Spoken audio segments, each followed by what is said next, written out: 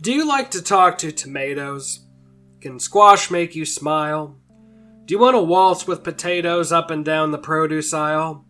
Well, then you should probably talk with somebody about that. But if you like direct video Bible stories that began 30 years ago with a rocky production history, then I have even more questions, but I do have a show for you.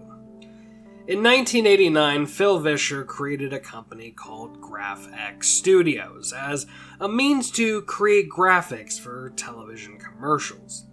His friend and fellow Bible college dropout Mike Naraki joined up with him shortly afterward, while also enrolling in the University of Illinois Chicago, and began working at a video production company as a means to pay for college, learning animation and effects in the process. Phil had the idea of creating a Monty Python-esque children's program that taught kids valuable lessons about morality alongside stories from the Christian Bible after watching MTV in the late 80s and worrying about how the culture of 24-hour music videos would affect the next generation of kids. Due to the limitations of Soft Image 3D, the software Phil and Mike were using to animate, they wanted to create models that didn't have to rely on anything too complicated, like arms, legs, and clothes.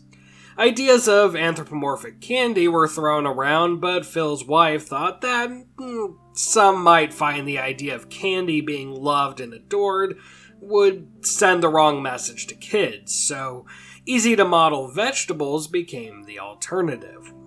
And with $60,000, Phil, his mother, his wife, Mike, and 4 other friends worked together to create the first episode of Veggietales in 1993 called Where's God When I'm Scared?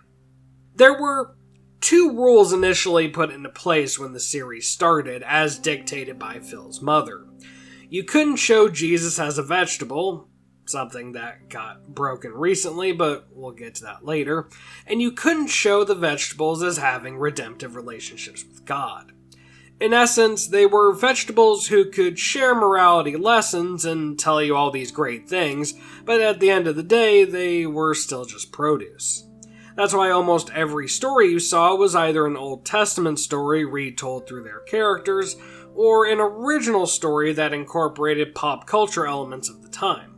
Surprisingly, as much as people remember it being an overtly Christian program that substitute teachers would play in Bible class or you would watch during any given Sunday school, there were a lot more episodes that were or included homages and parodies of properties such as Lord of the Rings, Sherlock Holmes, The Producers, or even Grapes of Wrath. As much as Veggietales was marketed as a Christian show, there were surprisingly few episodes that actually incorporated Bible stories themselves. Most were just general morality tales based around a singular topic, like lying, cheating, respect, or not being scared, and not actually very pushy about anything, save for the occasional Bible verse and the message at the end that God loved everyone. The series didn't sell initially, gathering dust in Christian bookstores for the first 2 years of its lifetime.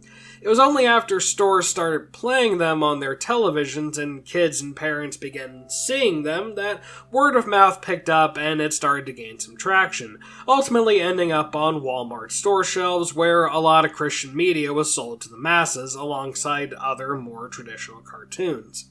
After a few years of being on store shelves and a rebranding from GraphX to the more appealing Big Idea, the series blossomed in popularity to where videos could barely be kept on store shelves. By the turn of the millennium, they were a massive success, at one point bringing in more gross profit than any other animation studio in America. Yes, that last sentence isn't hyperbole, it's the truth. Because costs were so low, and the series was entirely direct-to-video with no theme parks, film distribution rights, or any sort of excess costs, it was bringing in more profit than any other studio. It got to the point where they were so successful, they made spin-offs, video games, an entirely new show about penguins in space, and even a feature-length film that got its own spin-off years later. considering how they began as a company in a spare room and evolved to a point where they were a household name even to those that were staunchly non-religious. It was impressive. That being said, not everything was sunshine and rainbows, as their biggest year also happened to be one of their worst. 2002 was a notable year not only because that was the year the film released, but also because it was the year Big Idea declared bankruptcy. You see, the studio behind Barney and Friends was bought out by a much larger company called Hit Entertainment, who said Big Idea backed out of a 1997 merchandising deal when they chose to go with Warner Home Video instead. All of this was a verbal contract, not written, but it didn't seem to matter as Hit took them to court, somehow won, forced Phil and everyone else at the company to pay $11 million, and they lost everything. The case was overturned a few years later, but at that point Veggietales had already been bought by another company that would then go get picked up by another company and eventually become part of the Universal Studios umbrella. Despite a failed attempt at bringing the show to NBC, albeit with any and all religious messages stripped out, the buyout did have some benefits. Though Phil was taken out of a position of power, Mike had stayed on in the new Big Idea Incorporated, and the two of them continued to make new episodes of Veggietales all the way up until April of 2022, bouncing between direct-to-video, multiple Netflix series, and eventually the final series that released monthly on Christian streaming service Yippee, alongside a feature-length documentary on how the series was created. Before the final episodes had aired, however, it was revealed that the entire team behind Veggietales would be let go and replaced by a new team, much to the sadness and surprise of both Phil, Mike, and everyone involved. That meant any possible or in-the-works films or series featuring the original team would be put on ice indefinitely or suspended. Since then, only an audio podcast with a new voiceover team with some memes on their official social media accounts have come out, but it'll be interesting to see what comes from this new direction, though the fact they broke the Jesus rule and incorrectly cite Wikipedia articles as their main source of information doesn't give me much hope.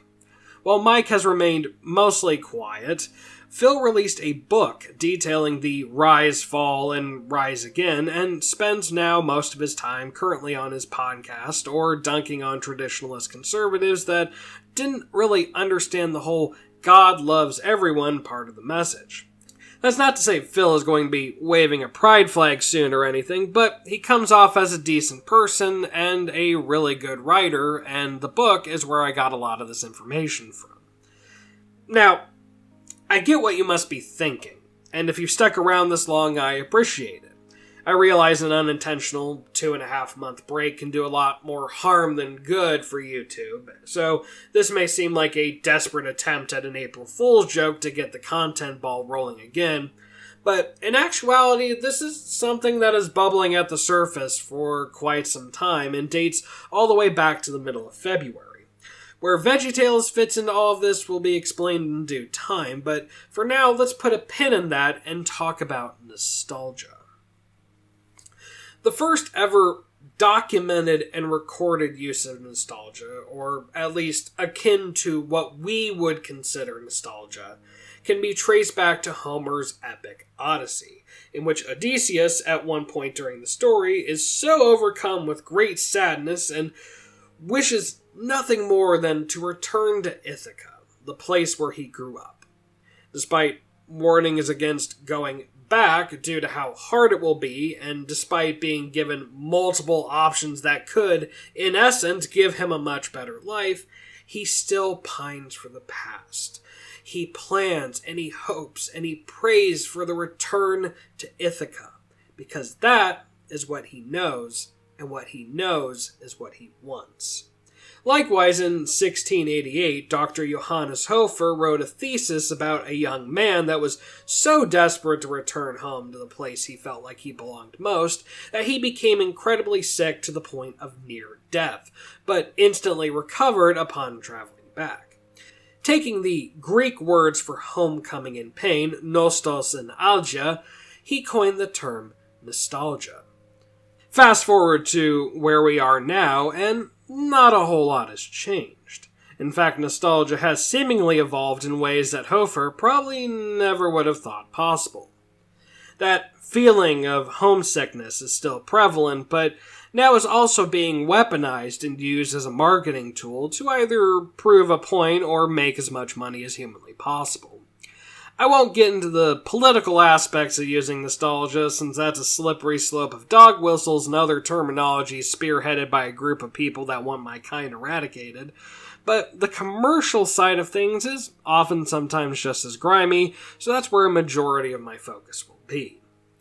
If you go back the last 15-20 years, a common theme among television and movies that's stuck around is that of the reboot or reimagining.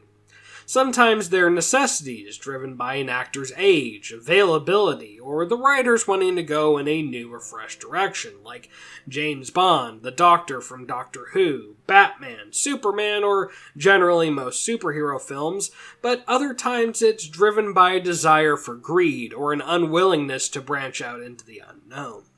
In an interview with ABC News, Walt Hickey, a pop culture researcher, went into greater detail on why that's become such a mainstay. Risk aversion has really paid off, and the studios and production companies have noticed this.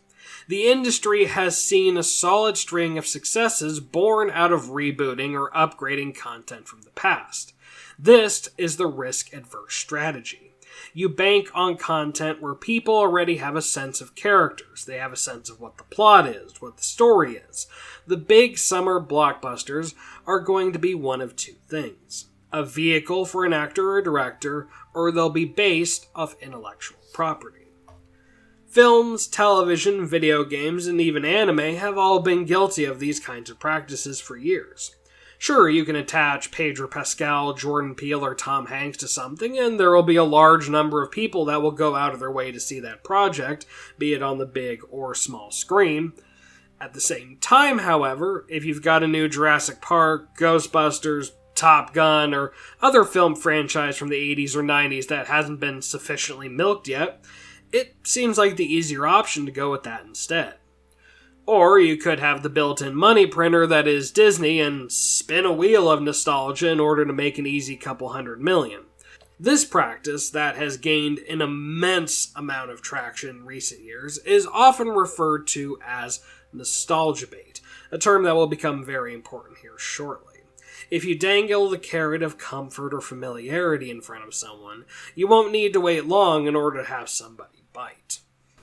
In the incredibly well-written book, The Future of Nostalgia, the author, Svetlana Boym, breaks down nostalgia into one of two categories: restorative or reflective. Restorative nostalgia puts an emphasis on trying to rebuild the lost home and patch up memory gaps, while reflective deals more in longing and loss and remembering what you once had. The entertainment industry preys on the former, while the latter is often more introspective and individualistic.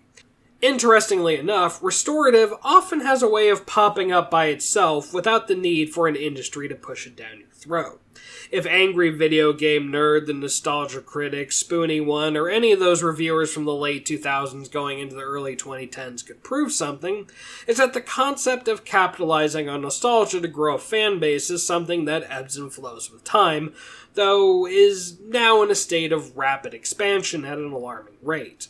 That initial nostalgia boom of that time period has mostly died down or dwindled to a more manageable level, but never truly went away, just evolved. No more was it just white dudes yelling and swearing at a camera in order to get laughs, but it was entire companies basing their whole marketing strategy around getting you to go, "Oh yeah, I remember that." South Park even lambasted this whole concept in 2016, but even they probably couldn't have predicted how, in 7 years, it would be the beast it is now. If you remember the start of the pandemic, people began doing one of two things the longer time went on: going back to media that gave them comfort and peace during an uncertain time, or using retail therapy in order to try and find that happiness however they could.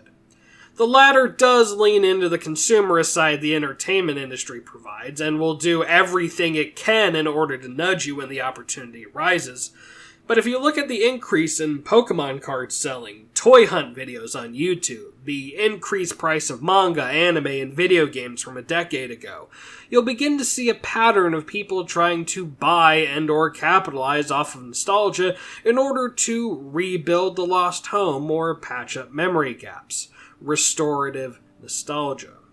A quick trip to the old folks' home that is Facebook will show you dozens of examples of this, from BuzzFeed articles to Watch Mojo videos to any and everything in between, all in the name of catching your eye long enough to get that beautiful, beautiful view based on something you know and love. Still, as morally and ethically gray as all as that might sound, it's not always doom and gloom. Whether you love or hate Stranger Things, it has become a cultural zeitgeist that has catapulted ideas, movies, television shows, or music that have either been forgotten in time or left the pop culture and brought back once again to the forefront. People in their toughest times have found comfort and joy in things they once thought long gone. Heck, as cringy as Disney adults can be, and trust me, they can. They found a community of people who have love for something that brings them joy, and they come together to share in that. Likewise, whole other communities dedicated to something they grew up with have come together to celebrate times as they get hard, and that feeling of community, of togetherness, can really help, especially when you feel so isolated nowadays. So, now to pull the pin out. How does Veggietales fit into all of this? What does this have to do with anime and manga, specifically shoujo and josei? Well, it kind of came as a 2-for-1 special in recent months, and it all started with a podcast and a story. Unabashedly, my favorite ongoing podcast is one called Shoujo Sunday, a series hosted by two fantastic women that watch and analyze shoujo media in 3 to 4 episode chunks. Gianna and Chica are fantastic, and recently just finished covering Orin Host High School Club, a series that is wildly beloved by girls, gays, and theys across multiple demographics. Listening to their stories reminded me of one of my own, where at a convention with Caitlin Glass, a room full of fans gathered together to watch 3 to 4 hours of the series. They talked about their favorite moments, laughed, cried, and shared in the collective joy of something they loved.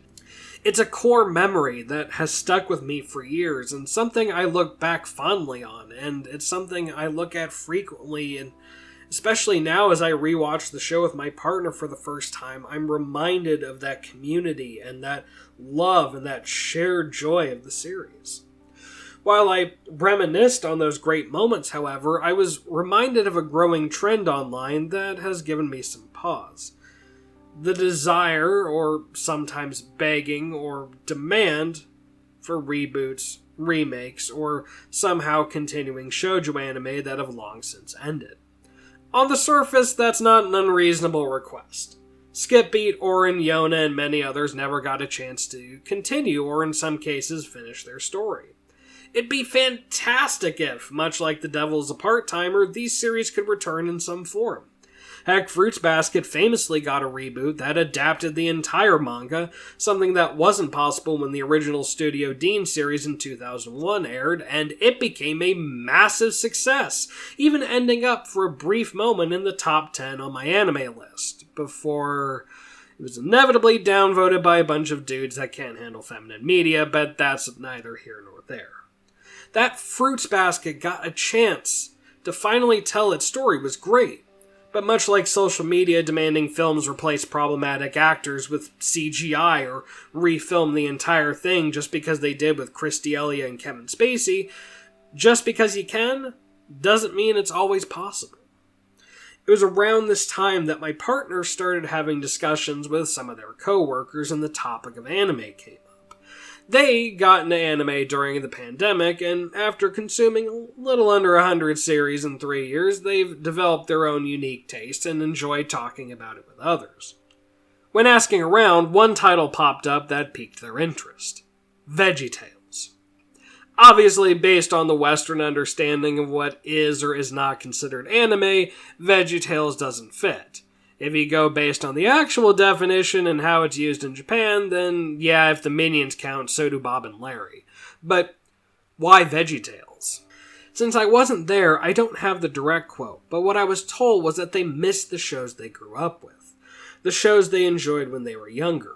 All these new shows don't have the same appeal as the shows back then, and if they made more of what they love instead of new project, we'd be all better off. More Samurai Champloo, more Cowboy Bebop, more Trigun, and not the new one, but more of the original one, more Hellsing, more of what they grew up with, and not this new stuff, because this new stuff will never be able to measure up. Which is why Veggietales is their favorite anime, because it kept going, and it never really changed.